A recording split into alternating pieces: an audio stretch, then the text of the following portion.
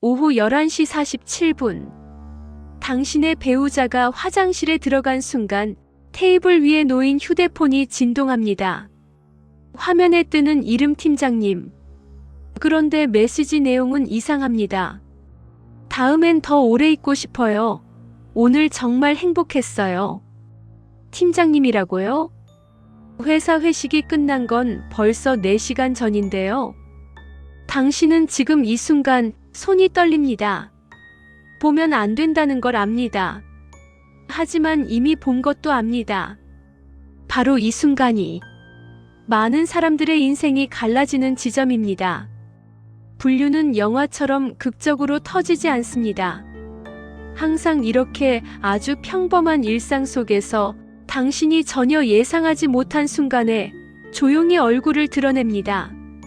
본론 일부 마이너스 분류는 언제 시작되는가? 오늘 이야기할 내용은 간단합니다. 불륜이 시작되는 그 첫 순간은 언제인가? 그리고 왜 하필 40대, 50대에 집중되는가? 통계를 보면 놀랍습니다. 한국의 불륜 상담 건수 중 약 67%가 40대 이상입니다. 특히 결혼 10년 차 이후가 가장 위험합니다. 왜일까요? 이유는 명확합니다. 40대, 50대는 감정이 가장 지치는 나이이기 때문입니다. 직장에서는 중간 관리자로서 위아래 눈치를 봐야 하고 집에서는 사춘기 자녀와 부모님 건강 문제로 정신이 없습니다. 게다가 경제적 부담은 절정에 이릅니다. 이 모든 게 한꺼번에 쏟아지는 나이. 그 와중에 부부관계는 어떻습니까? 대화는 점점 줄어듭니다. 아침엔 잘 다녀와도 생략되고 저녁엔 각자 휴대폰만 봅니다. 주말에도 할 말이 없습니다. 같은 공간에 있지만 마음은 이미 다른 행성에 있는 것처럼 멀어집니다. 바로 이 순간 틈이 생깁니다. 감정적인 틈, 대화의 틈, 인정받지 못하는 외로움의 틈. 그리고 분류는 바로 이 틈을 파고듭니다. 마치 벽에 작은 균열이 결국 건물 전체를 무너뜨리듯이. 실제 사례를 하나 들어보겠습니다. 52세 김모 씨. 중견기업 부장으로 20년을 일했습니다. 가정에서는 모범적인 남편이자 아버지였죠. 그런데 어느 날 회사의 새로운 계약직 직원과 업무 관련 대화를 나누다가 이런 말을 들었습니다. 부장님, 요즘 표정이 안 좋아 보이세요. 혹시 무슨 일 있으세요? 단 한 문장이었습니다. 하지만 그 한 문장이 그에게는 10년 만에 처음 듣는 관심이었습니다. 집에서는 아무도 물어보지 않았거든요. 아내는 그저 피곤하면 먼저 자라고만 했고 아이들은 대학 등록금 걱정만 했습니다. 그날 이후 김 씨는 점심시간마다 그 직원과 자연스럽게 이야기를 나누기 시작했습니다. 처음엔 정말 업무 얘기였습니다. 그런데 점차 개인적인 고민도 털어놓게 됐습니다. 집에서는 이런 얘기할 사람이 없어서요. 저도요. 부장님 말씀 들으니까 위로가 되네요. 두 사람은 서로를 위로했습니다. 아무런 악의도 없었습니다. 단지 지친 중년과 외로운 청춘이 서로의 빈자리를 채워줬을 뿐입니다. 하지만 문제는 이 다음부터입니다. 본론 2부 마이너스 불륜의 단계적 진행. 불륜의 진행 과정은 놀라울 정도로 패턴화되어 있습니다. 1단계 관심의 시작. 당신은 이해받고 있다는 착각이 시작됩니다. 상대는 당신의 말을 경청하고 당신의 감정을 인정해주고 당신을 특별하게 대우합니다. 집에서는 절대 받지 못하는 대우입니다. 2단계 메시지의 일상화. 이제 메신저가 일상이 됩니다. 아침에 좋은 하루 되세요로 시작해서 저녁에 오늘도 고생 많으셨어요로 끝납니다. 처음엔 그냥 인사였습니다. 하지만 어느새 하루 중 가장 기다려지는 순간이 됩니다. 알림음이 울릴 때마다 가슴이 뜁니다. 2단계에 이르면 이미 마음은 반쯤 넘어간 상태입니다. 한 40대 여성의 고백입니다. 저는 남편을 사랑했어요. 정말로요. 하지만 남편은 저를 보지 않았어요. 15년 동안 저는 그냥 엄마이자 며느리였을 뿐이죠. 여자로서의 저는 어디에도 없었어요. 그러다 우연히 동창회에서 옛 친구를 만났어요. 그 친구는 저를 이름으로 불러줬어요. 야라고요. 그 순간 제가 사람이라는 게 느껴졌어요. 처음엔 정말 친구였어요. 카톡으로 안부만 주고받았죠. 그런데 어느 날부터 그 친구의 메시지를 기다리는 제가 보였어요. 하루 종일 핸드폰만 확인하고 답장이 늦으면 불안해하고 그때 깨달았어요. 아, 나 지금 위험하구나. 3단계 경계의 붕괴. 이제 둘 사이에는 이런 대화가 오갑니다. 우리 이러면 안 되는 거 아닐까요? 맞아요. 근데 왜 이렇게 마음이 편한 걸까요? 저도 그래요. 당신과 있으면 숨쉬기가 편해요. 이 대화가 나왔다는 건 이미 둘 다 알고 있다는 뜻입니다. 이 관계가 위험하다는 것을. 하지만 멈출 수 없다는 것도. 왜냐하면 이미 중독됐기 때문입니다. 현실의 고통에서 벗어나 잠깐이라도 행복을 느낄 수 있는 유일한 통로. 그게 바로 불륜입니다. 4단계 합리화의 시작. 이제 자기 정당화가 시작됩니다. 우리는 아직 아무 일도 없었어. 그냥 대화만 나눴을 뿐이야. 배우자가 나를 이렇게 대했다면 이런 일은 없었을 거야. 나도 행복할 권리가 있잖아. 나만 참고 살 순 없어. 우린 진짜 서로 사랑하는 거야. 이건 운명이야. 이런 말들이 머릿속에서 반복되기 시작하면 이미 돌아올 수 없는 강을 건넌 겁니다. 그리고 실제로 신체적 접촉이 일어나는 건 시간 문제일 뿐입니다. 본론 3부 마이너스 징후와 변화. 불륜이 시작되면 반드시 행동에 변화가 생깁니다. 외모 관리의 변화. 갑자기 옷차림에 신경을 씁니다. 20년 만에 새 향수를 사고 운동을 시작하고 피부과에 다니기 시작합니다. 배우자는 처음엔 반깁니다. 당신 요즘 관리 안 해? 좋은데?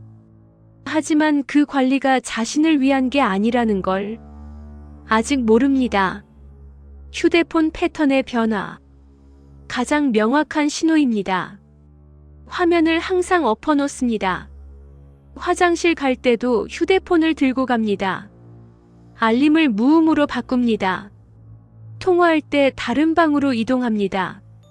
비밀번호를 갑자기 변경합니다. 시간 패턴의 변화. 퇴근 시간이 불규칙해집니다. 오늘 회식 있어라는 말이 잦아지고 주말 출근이 늘어나고 잠깐 나갔다 올게라며 집을 나섭니다. 그리고 가장 역설적인 변화. 집에서 더 친절해집니다. 이게 가장 무섭습니다. 죄책감 때문입니다. 밖에서 다른 사람과 웃고 떠들었으니 집에서는 더 잘해줘야 한다고 생각합니다. 갑자기 꽃을 사오고 설거지를 자청하고 사랑해라는 말을 합니다. 배우자는 착각합니다. 우리 관계가 좋아지는 건가? 하지만 진실은 정반대입니다. 이미 마음은 다른 곳으로 떠났고 남은 건 죄책감을 덮기 위한 제스처뿐입니다. 실제 사례입니다. 48세 박모 씨는 남편의 변화를 느꼈습니다. 요즘 남편이 너무 잘해줬거든요. 갑자기 데이트 신청도 하고 집안일도 돕고 아이들에게도 다정했습니다. 결혼 20년 만에 처음 보는 모습이네. 박 씨는 행복했습니다. 하지만 3개월 후 우연히 남편의 차에서 낯선 여성의 귀걸이를 발견했습니다. 그제야 깨달았습니다. 남편의 친절이 사랑이 아니라 죄책감의 포장이었다는 것을 차라리 평소처럼 무관심했으면 저는 몰랐을 텐데요. 너무 잘해줘서 오히려 더 아팠어요. 본론 사부 마이너스 왜 막지 못했는가? 많은 사람들이 묻습니다. 왜 진작 알아채지 못했을까? 왜 막지 못했을까? 답은 간단합니다. 보고 싶지 않았기 때문입니다. 인간은 믿고 싶은 것만 믿습니다.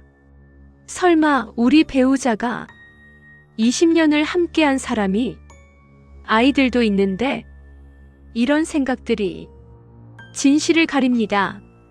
그리고 불륜을 저지르는 사람도 자신을 속입니다. 아직 아무 일도 없었어. 그냥 친구일 뿐이야. 한 번만이야.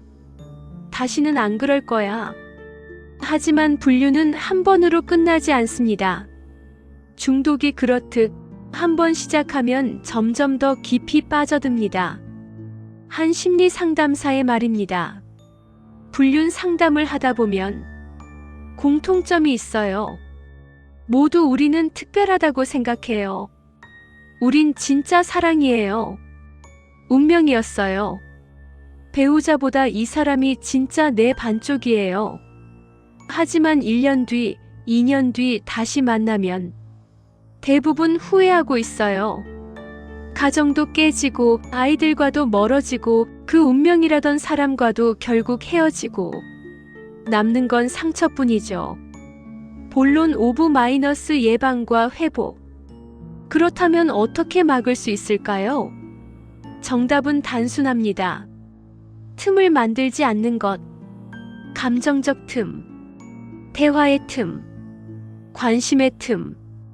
이 틈들이 생기는 순간 누군가가 파고듭니다. 배우자가 문제가 아니라 틈을 방치한 환경이 문제입니다. 예방은 거창하지 않습니다. 아주 작은 습관에서 시작됩니다. 하루 10분의 대화. 정말로 10분이면 됩니다. 휴대폰 내려놓고 TV 끄고 서로 마주보고 대화하는 시간. 오늘 힘든 일 없었어? 요즘 무슨 생각해? 나한테 불만 있으면 얘기해. 이런 질문들이 관계의 방패막이가 됩니다. 감정을 쌓아두지 않기. 화가 나면 바로 말하세요. 서운하면 그때 표현하세요. 참고 참다가 폭발하면 그때는 이미 늦습니다. 서로를 인정하기. 당신이 있어서 다행이야. 고마워. 당신은 소중한 사람이야. 이런 말 한마디가 배우자의 마음에 빈자리를 메웁니다. 만약 다른 사람이 배우자에게 이런 말을 해준다면 그 사람은 위험해집니다. 왜냐하면 집에서 듣지 못한 말이니까요. 반전 마이너스 클로징. 그런데 여기서 한 가지 진실을 말씀드려야겠습니다. 이 영상을 보는 분 중에는 두 가지 부류가 있을 겁니다. 하나는 배우자의 불륜을 의심하는 분, 또 하나는 지금 불륜을 저지르고 있는 분. 만약 당신이 후자라면 지금 이 순간 멈추세요. 당신이 느끼는 감정은 사랑이 아닙니다. 현실 도피의 환상일 뿐입니다. 그 환상은 결국 깨집니다. 그리고 깨지고 나면 남는 건 폐허뿐입니다. 가정의 폐허, 아이들 마음의 폐허, 그리고 당신 자신의 폐허. 한 50대 남성의 고백입니다. 저는 불륜을 저질렀습니다. 3년간 다른 여자를 만났죠. 그 시간이 너무 행복했어요. 하지만 결국 들켰습니다. 아내는 떠났고 아이들은 저를 원망하고 회사에서도 소문이 났습니다. 그 여자와는 결혼하지 못했어요. 그녀도 결국 떠났거든요. 죄책감 때문에 당신을 볼 수가 없어요라고 하더군요. 지금 저는 혼자입니다. 텅 빈 원룸에서 혼자 라면을 먹으며 후회합니다. 3년간의 행복 때문에 30년의 삶을 망쳤습니다. 그리고 이제 돌이킬 수 없습니다. 분류는 멀리서 오지 않습니다. 항상 가장 가까운 곳에서 시작됩니다. 당신의 무관심에서, 배우자의 외로움에서, 대화가 사라진 식탁에서, 각자의 방에서, 냉랭한 침대에서, 그리고 그걸 막을 수 있는 사람은 오직 당신뿐입니다. 지금 이 순간 스스로에게 질문해 보세요. 우리 사이에 틈이 생기고 있지는 않은가? 나는 배우자에게 어떤 사람인가? 배우자는 나에게 어떤 감정을 느끼고 있을까? 이 질문이 불편하게 느껴진다면 이미 점검할 때가 온 겁니다. 당신의 관계는 지금 이 순간에도 누군가에 의해 흔들리고 있을지 모릅니다. 하지만 아직 늦지 않았습니다. 틈을 발견했다면 그 틈을 메우는 건 당신의 선택입니다. 오늘 저녁 배우자에게 물어보세요. 요즘 어때? 힘든 거 없어? 단 한 문장이면 됩니다. 그 한 문장이 누군가의 마음을 붙잡을 수 있습니다. 분류는 사랑의 끝이 아닙니다.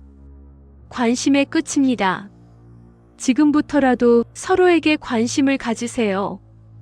그것만이 당신의 가정을, 당신의 사랑을 지킬 수 있는 유일한 방법입니다. 분류는 선택이 아니라 결과입니다. 방치한 관계의 결과. 이제 당신이 선택할 차례입니다. 계속 방치할 것인가, 아니면 다시 시작할 것인가.